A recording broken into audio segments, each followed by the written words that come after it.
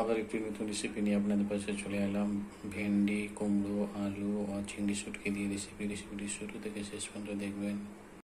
কড়া বসিয়ে দিচ্ছি, দিচ্ছি সয়াবিন অয়েল, দিচ্ছি পেঁয়াজ কুচি,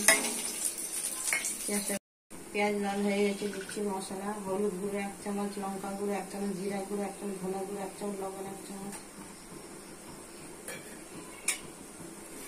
দিয়ে দিচ্ছি চিংড়ি শুটকি,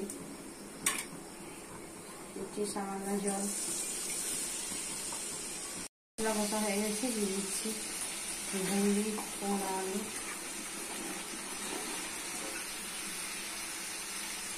ভালো করে কষতে হবে, কষে কষে রান্না করে দিতে হবে।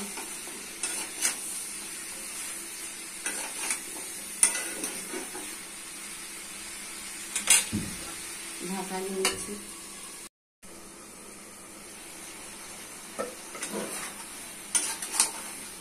কষে কষে রান্না করে নিতে হবে।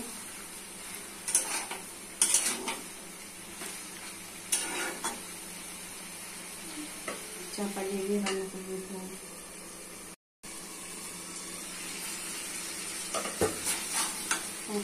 রান্না করে দিচ্ছি, সব সিদ্ধ হয়ে গেছে, দিয়ে দিচ্ছি জল।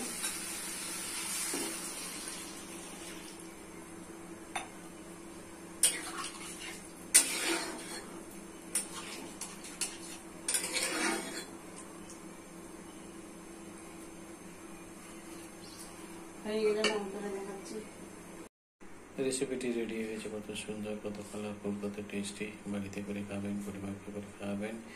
সাবস্ক্রাইব করবেন, লাইক শেয়ার কমেন্ট করবেন, সঙ্গে থাকবেন, পাশে থাকবেন।